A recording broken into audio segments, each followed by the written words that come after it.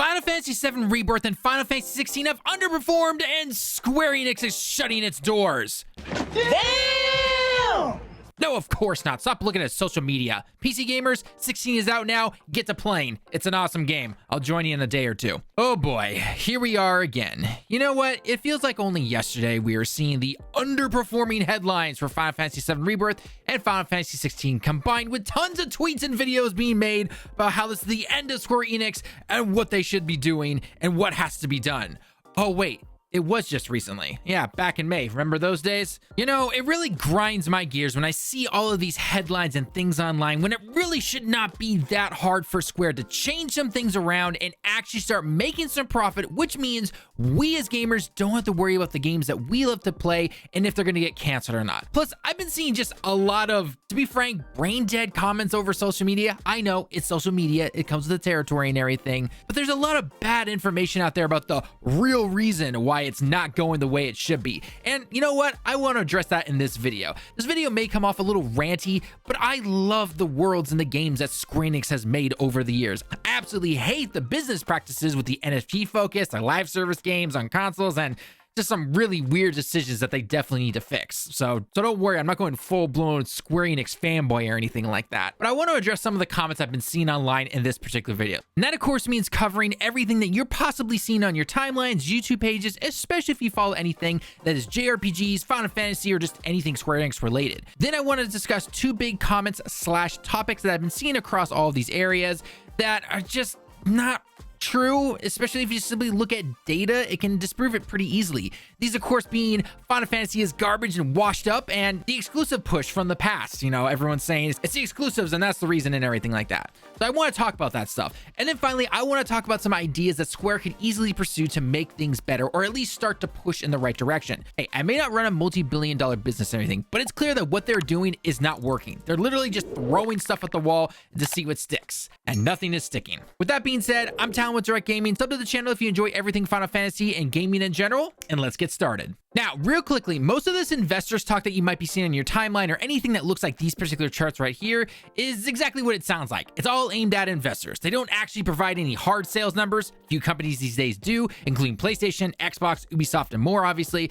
But if you want to see the full PDF file released and all that stuff, check out the link down below. You can go read it if you want to. But since I know most don't like reading boring analytic briefings, trust me, it can be pretty boring sometimes to read these. I do find some parts of it interesting, but other parts literally put me to sleep. I'm going to break it down as simply as I can. If you follow the link below, it basically is a confirmation of the presentations from 4 months ago in May 2024, where Square said they missed expected revenue goals and they were going to start a multi-platform plan a la Capcom. Today's data was more of an update than anything, confirming things that we were already told, and just by some basic logic can see why.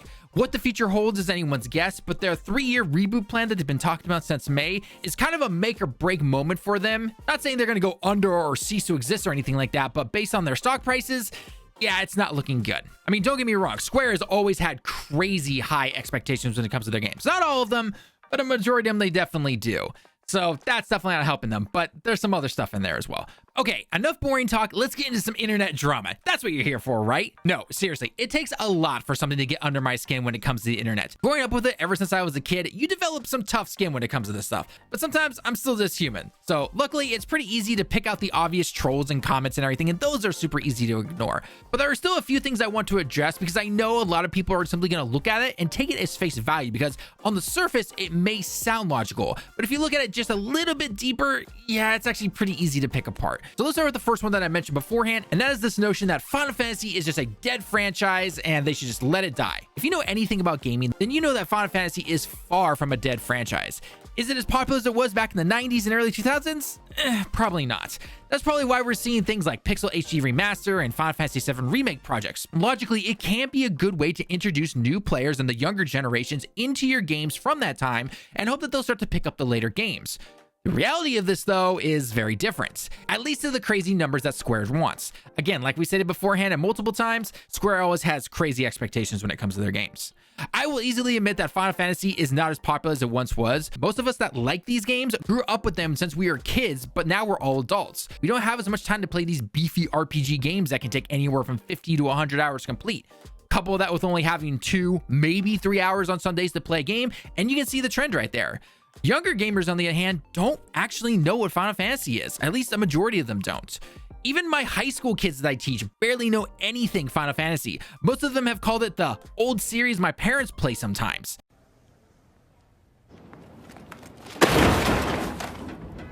Man, that one hurts right there. I'm not gonna lie. You know what they do know? Mario, Super Smash Bros., Minecraft, Fortnite, Apex, and more.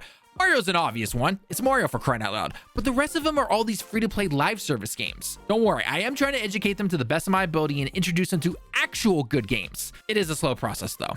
The biggest issue is that since Final Fantasy is not mainstream or as popular as it once was, many see it as just that old series or are intimidated by the number system that it has. I mean, 16 sounds like you need to play games 1 through 15, even though, of course, many people have simply said, no, they're not connected at all. It doesn't matter. You see that number and you get freaked out. Not to mention, it can be pretty hard to find some of the games within the Final Fantasy name, especially if you're looking for something like 8 or 9 or 10 even. Of course, we know as fans that you don't need to play these in any particular order unless it's something explicit like Final Fantasy 13 and the games that release right after that.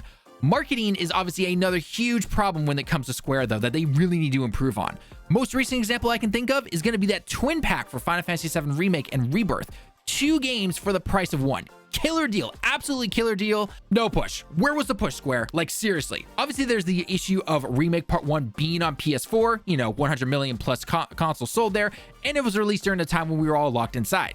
But seriously, Square, come on, like, you could do a little bit better here. Regardless though, Final Fantasy is not a dead series. Most of us are adults now, and we only have limited time to either play these games or we've moved over to other platforms like PC, which we will get into a bit. I know a lot of people are itching to type into that comment section about exclusivity and everything. Another big talking point that I just absolutely can't stand seeing is well, if Square just made the remake of the original Final Fantasy VII as one game, it would be amazing and have sold super well and billions of copies and everything. Okay. First off, get your head out of your... Sorry, had to step away, calm down a second. Got sucked into the moment there. Okay, let's try this again. I want you to look at the size of the original Final Fantasy VII. The game was on 3 discs back when it launched, and that was back in '97, by the way. Now, I want you to look at all the mechanics and things that are in that game, from the world, the combat, the mini games, and everything else. Now, take that and put it into a modern looking game from a typical game released in 2024, like this right here. Of course, make sure all the mechanics work, the world is seamless for traveling, characters speak the dialogue that they need to, you fix things that maybe didn't particularly work back in '97, and just other things that kind of come along with this kind of territory, whether it's new sound recordings, graphic options, especially on PC, and more. Okay, so you've done all that now, you've taken the base of Final Fantasy VII, and you've tried to expand it into a modern game now? Great.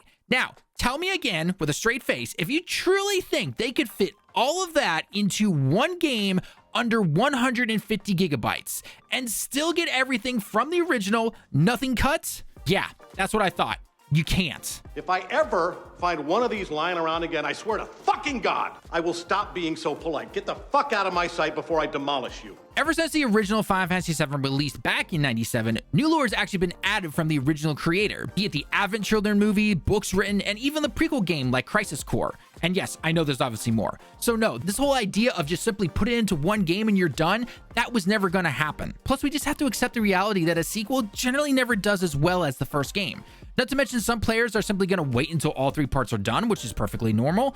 And heck, some simply didn't like the remake and chose not to play Rebirth. That's their decision. But no, seriously, what is wrong with you? Have you even tried the demo, read reviews, watched reviews, or anything like that? Seriously, this game is absolutely amazing, and the point is, Final Fantasy is far from dead. But I will say this, Square needs to find a way to make it more approachable. Show younger gamers it's a great series to delve into, whether it be the older games like 1 through 6, or jumping into the 3D likes of 7 and 8, or heck, even the newest one like Final Fantasy 16. Square themselves did say that 16 brought in a new record of new gamers, so it's a good start. But that brings us to our next issue, and that is actually releasing the games. Now, the second point you are 100% going to be seeing across social media and everything is the same lines of Square needs to ditch the exclusives and just go full multi-platform like Capcom. And while that is important for certain games, I think a lot of gamers are missing a couple of important details when it comes to that. First, everyone always points to Sony and Square with the exclusives, right? The big blockbuster games of Final Fantasy XVI and the Remake project. The funny thing is that most of their exclusives are actually over on the Switch, which makes sense. 150 million people own those little devices, logically.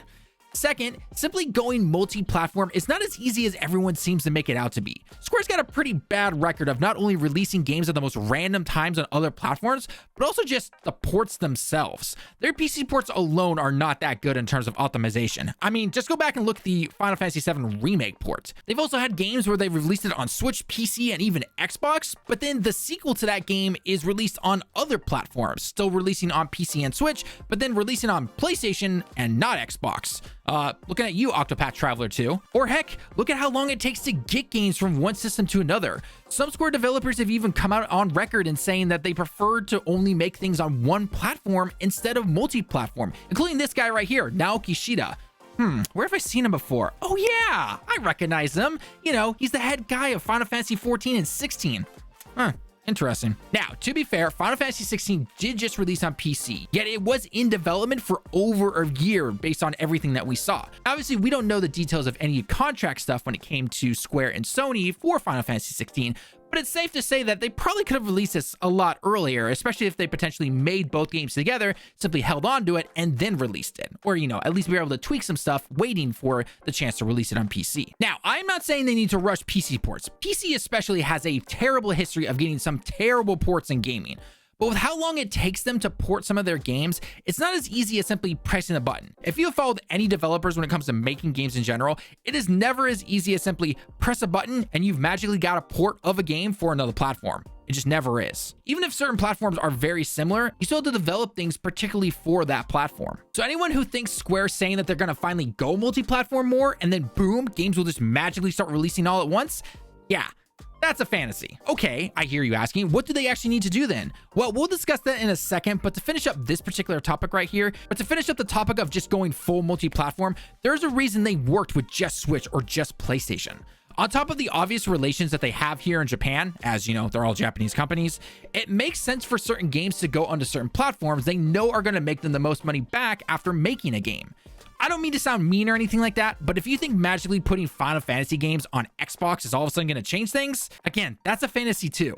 Sales data alone from the past proves this. Final Fantasy 15, anybody? As much as people will complain about exclusives, there's no denying that they actually drive sales for consoles. Nintendo alone is proof of that.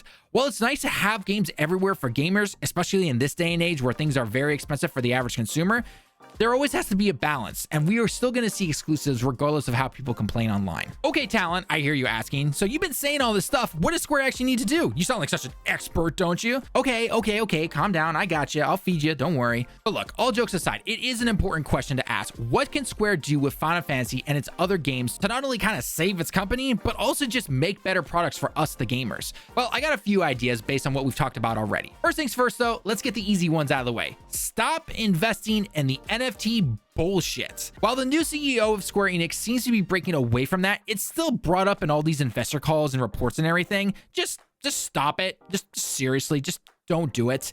You are literally throwing money into a fire. And look, I get it. Investor calls, they're different from trying to talk to your community and everything like that. You got to try and get those people to actually throw money at you to invest in this stuff, even though you're never going to touch it or whatever. If anything, it shows the divide between what gamers want and just how companies are run these days, unfortunately. The second thing, though, is to take that money that you've now saved by not throwing it in the fire and invest it in a good PC team. Square needs to do this, in my opinion. They need to invest into a team that knows how to work with the PC platform with multiple different specs and everything, you know, because PC obviously is like that, and work alongside their teams when they're making their games. Have a team that can help with not only optimizing your games for the platforms, but also releasing in a timely manner. Again, don't rush things, but releasing a game almost 2 years sometimes after the initial release of that same game, that can hurt sales. Kind of piggybacking off of that initial idea, I also think Square needs to continue to do what they're doing with the Final Fantasy VII Remake team. If you didn't know, over 80% of the team that made Remake stayed on for Rebirth and are actually staying on for the third game as well. This allowed them to not only make the Remake DLC integrate, but also complete Rebirth in 3 years. That's pretty good in my opinion. I mean, it makes sense though. If you have the same team working together and they know not only about the project, but how the engine worked and all the mechanics that work together to build the game, yeah, it makes sense that they can make it at a good, timely manner. I think most people would agree that 3 years is a good time to make a game. It's not too short where you get crap like Call of Duty, but it's not taking 8 years like Concord. Yes, I know technically Concord didn't actually take 8 years due to how gaming development goes and everything, but you get the idea. My final idea for Square is that if you want a piece of the pie in terms of the mobile gaming scene, like Final Fantasy VII Ever Crisis or the other games that you have on this list right here, that's fine. I get it. I'm not blind to the money that mobile can make. I may hate it with a fiery passion, but I understand it. But you do need to market this stuff better. I mean, I've never heard of any of these games, and yet you throw Final Fantasy onto like half of them. If your data is showing you that a lot of the younger generations don't even know what Final Fantasy is, maybe take this chance to introduce them to what Final Fantasy is. Use the mobile market to do that, and then show them what they could get if they play on something like the Switch or PlayStation or the PC. Also, finally, just as a side note, just stop with games like Foam Stars. We don't need live service slop for your portfolio of HD games, since that's obviously part of your new plan. As a final note though, I will say this. Tough times are definitely ahead for those of us who love Final Fantasy and the games made by Square. The good ones, at least. I mean, heck, even recently, Visions of Mana, you know, this game right here, was pretty much shut down. In fact, I'm pretty sure it is shut down by now. I mean, heck, this game was released literally everywhere except for the Switch, which might have helped it, but the Switch wasn't gonna be able to run it. But it was released on PC, it was released on last gen consoles, it was released on this gen console, so by all logic, it should have done well. A small part of this, and yes, it is a very small part, is that gamers are just simply not buying games, even though they claim to be supporting them online. The other side of the coin of that, however, though, is that money is obviously super tight for the average person. Everything is going up in price, except for wages, of course. So I don't blame anyone for not buying games day one. All I'm going to simply ask, and I do this as well, is to at least keep an eye out for sales and buy games when you definitely have the chance. And you know what? If you want to be able to support the games in a free way, put a post up on social media to your followers. It's very simple, but it gets the word out about certain games. And you know what? Sometimes it can result in more sales, which is always good. I myself am a little worried when it comes to the budget of Final Fantasy VII Part 3, because if sales are low, that could result in cutting the budget, resulting in a lesser version of a final game. However, there is one saving grace, and that is that Sony is actually helping with this, so that does relieve my fear a little bit. Only time will tell though. And finally, if I have to say just one final thing, it's that things are never as simple as just do this and things get better. Square definitely needs to invest in a PC team. There's no doubt about that, so that ports are not only good, but they can release at a reasonable time. Learning how to market your games better definitely needs to happen, and honestly, just what to market. Again, Twin Pack for Remake and Rebirth, right there for the take. Time will tell how things are going to go though. Hopefully things do improve. I never want games to simply just shut down, but it's a reality, unfortunately, that we live in and the way things go. If they don't make their sales, they're not going to be made anymore. With that being said, I want to ask you now, what do you think about the situation that Final Fantasy is in? And what do you think will happen in the future?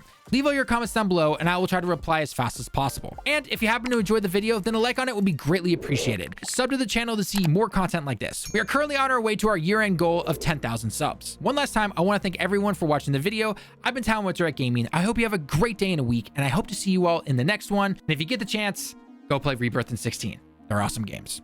But until next time, everyone, Johnny.